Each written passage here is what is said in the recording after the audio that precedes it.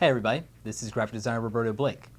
Today's video is probably one of the most important videos I've ever done on this channel. Today I'm going to be talking about how you get a job as a graphic designer. If you're just finding the channel for the first time, I usually do graphic design videos on Mondays, tech videos on Tuesdays, and Photoshop CC's tutorial videos on Thursdays. So don't forget to subscribe to get all those videos from me every week.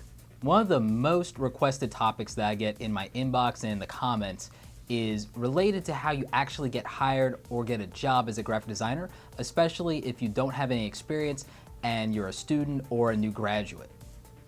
As many of you probably know, it's very difficult not only here in the United States, but worldwide for graduates to find job placement in the career fields that they went to school for. And I'm gonna do a whole nother video that'll be more of a vlog about the education bubble that deals with that kind of stuff and what my thoughts are on it.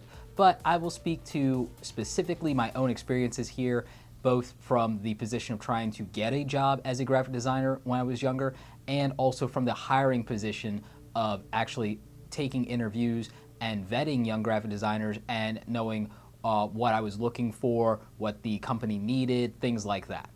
As I've talked about in other videos on this channel dealing specifically with portfolios, your ability to present them, and your personality to interview are the things that get you hired.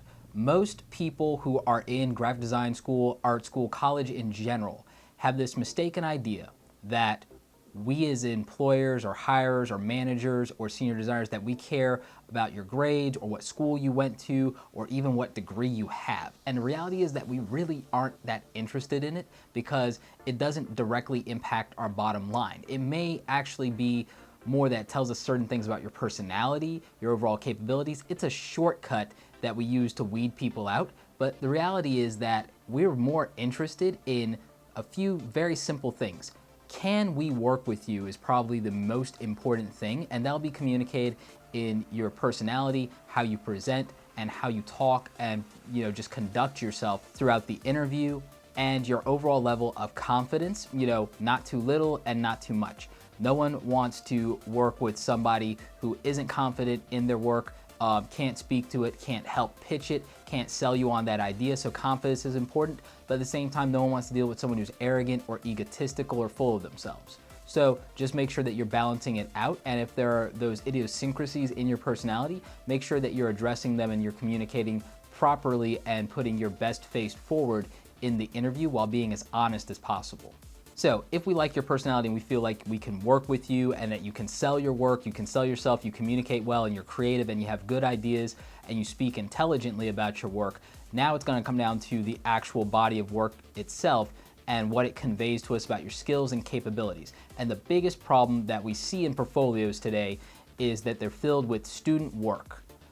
Self-initiated work is actually better than student work because it shows what your creative style is, what your own visual style is, and what you'll do left to your own devices. Student work is not really that good to present. I mean, sometimes it is, sometimes it isn't. Use your own best judgment. If it is reflective of your best work, then that's one thing. But if it's not, eliminate as much student work as you can from your portfolio, and I'll tell you the reason why.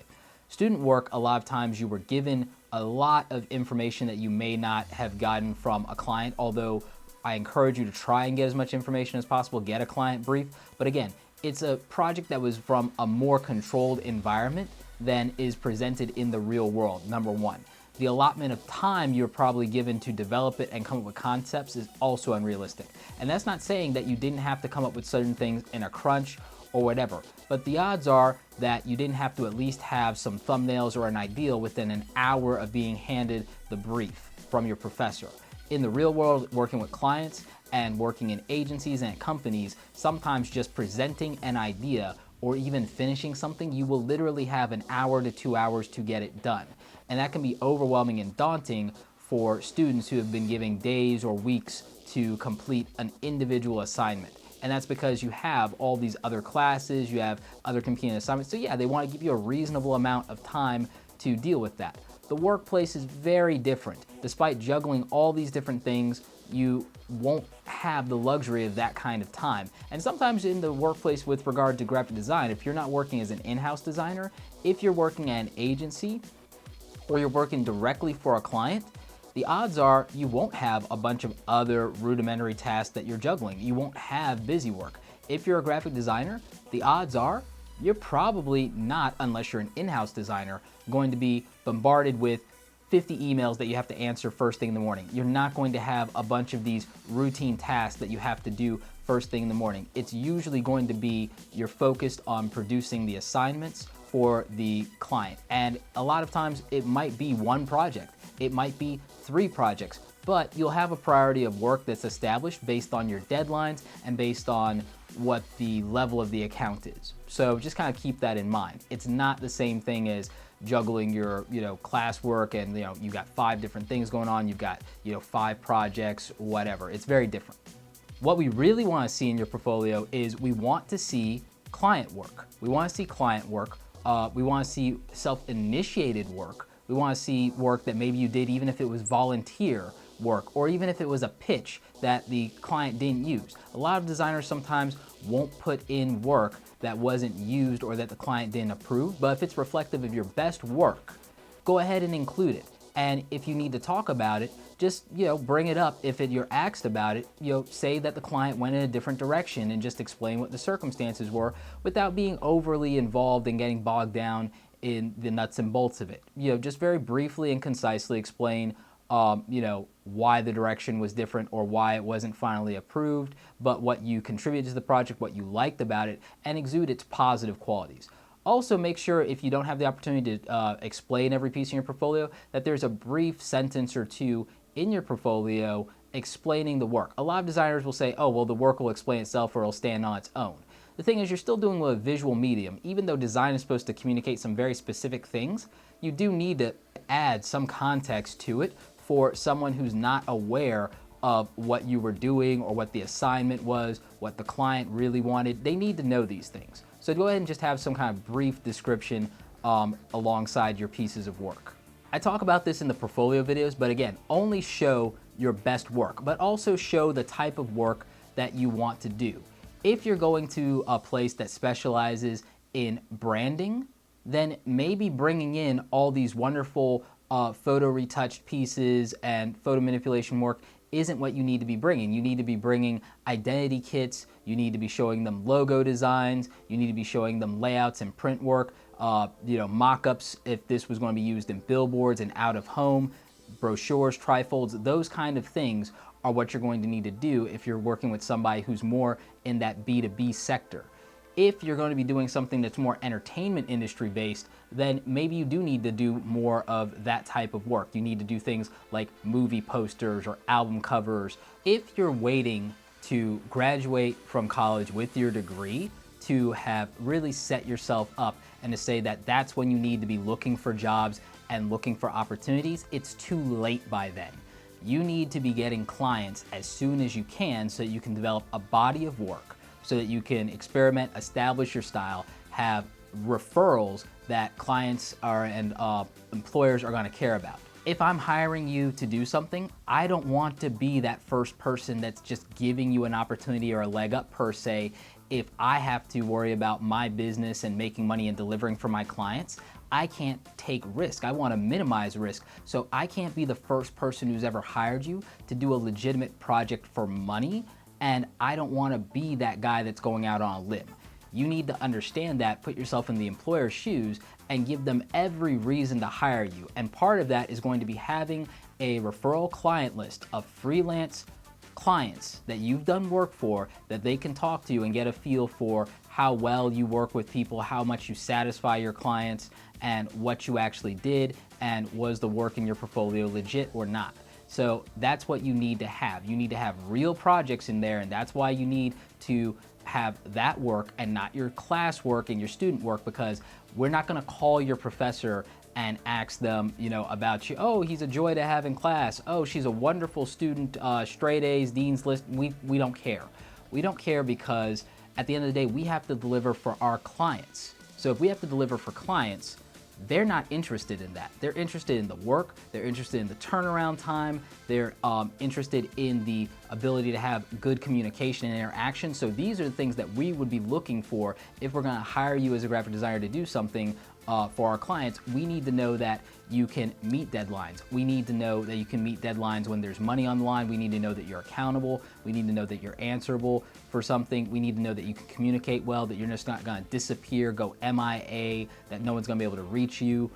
We need to know that you're not temperamental or egotistical. We need to know those things, and it's very hard to gauge that just in the interview. So we need a list of references that we can see, who you worked for in addition to your body of work. Because your body of work might be fantastic, but you may be too difficult to work with for us to want to take that risk, or you may not be a good fit for what the agency or the company needs. So it's a matter of that personality, and we can only go off of so much in the interview, and we need to know what other people think and know that, this isn't just how you're dealing with us. We need to know that you're consistent across the board. And we can't do that if we have no point of reference. So that's why we need those references. We don't want to hear from your friend or your cousin per se. We're sure they're wonderful people, but we really want to hear from clients who have worked with you. And we want to see the type of work and results that you produced for them when, there was something at stake. Now, that being said, you can go ahead and take this opportunity, especially if you're a student, to do the one thing that I absolutely tell designers never to really do, which is do free work. But if you're a student, you have no body of work, no one's taking a chance on you, the opportunities are too hard to get, then do your best work, go all out, do something for free so compelling that the person feels tremendously guilty about not being able to pay you. And, just build that relationship so that you can get a glowing recommendation and reference out of them. And, they're probably not gonna bring up that you did the work for free. But even if they did, that's not gonna really reflect badly on you. It's gonna reflect more on them and the fact that they couldn't afford to pay you for this amazing work. And if we can see that, okay, for little or no money, you produced these results, we'll know that you're going to deliver on us and you're worth every penny that we're spending. So that's just something to keep in mind. And again, put yourself in an employer's shoes. That's the thing that keeps designers from getting hired. They can't see things from a client's perspective. They can't see things from the company or the employer's perspective or the hiring manager's perspective. So, that's part of what it is. You are in design, it's going to be very different than most career job fields you're ever gonna enter into. When you work as a graphic designer, unless you're gonna work as an in-house designer at a company that's not in the visual arts industry or the creative services industry, the deal is this: you're gonna be interviewed most likely by someone who's either a manager of an art department, an art director, a creative director, or the president or CEO of the company. They're gonna be the person making the decision to hire you. They're gonna be the person conducting your interview, which means that it's one of the few careers where you'll be interviewed by someone who actually knows what the hell they're talking about. They actually will be able to, on some level, understand what it is you do, how you do it, why you do it, and you won't be able to talk over their head. You won't have to explain or break things down for them. You won't have to oversimplify things. They actually get it.